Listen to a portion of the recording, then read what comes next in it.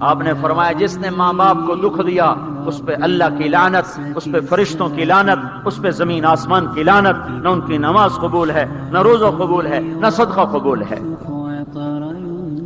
موسیٰ علیہ السلام نے کہا یا اللہ میرا جنت کا ساتھی کون ہے؟ اللہ نے کہا فلاں قصائی۔ قصائی نہ کوئی مجاہد، نہ غازی، نہ شہید، نہ کوئی مفسر، نہ کوئی ولی، نہ ابدال، قصائی۔ موسیٰ علیہ السلام دیکھنے گئے، قصائی عام قصائیوں کی طرح۔ وہ شام کو جب چلا تو تھیلے میں گوشت ڈال کے چل پڑا۔ موسیٰ علیہ السلام کہنے لگے تیرے ساتھ آ سکتا ہوں؟ کہا آ جاؤ۔ پہچانا نہیں اس نے یہ موسیٰ ہیں۔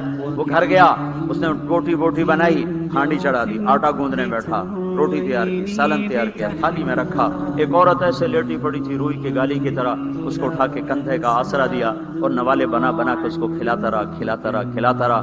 وہ سر مارے، ہن بس اس نے منہ صاف کیا، اسے لٹایا، وہ بڑبڑانے لگے۔ موسیٰ علیہ السلام نے فرمایا یہ کون ہے؟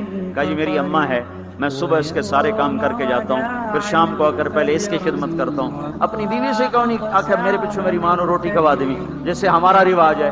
اپنی بیوی سے کہتا ہے تو میری ماں دی کر، میں کوئی نہیں کرنا۔ اور سنو میری بیوی کے ذمے میری ماں کی خدمت نہیں ہے، میرے ذمے میری ماں کی خدمت ہے۔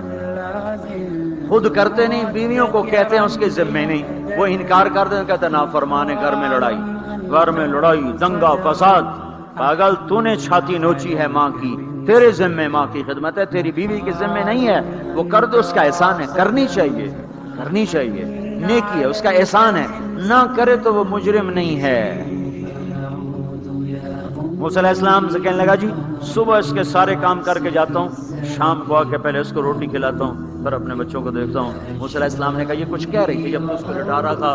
کہنے لگا یہ اماں جو ہوئی پاگل اماں جدوں دی خدمت کرن شروع ہو جاندی اللہ تینوں جنت وچ موسیٰ دا ساتھی بناوے، بھلا میں کتھے تے موسیٰ کتھے۔ جب بھی اس کی خدمت کرتا ہوں شروع ہو جاتی ہے اللہ تجھے جنت میں موسیٰ کا ساتھ دے، بھلا جی میں کہاں، میں کسائی کتھے تے موسیٰ کتھے۔ سمجھو یہ ماں ہے، ماں جس کی دعا نبیوں تک پہنچا دیتی ہے۔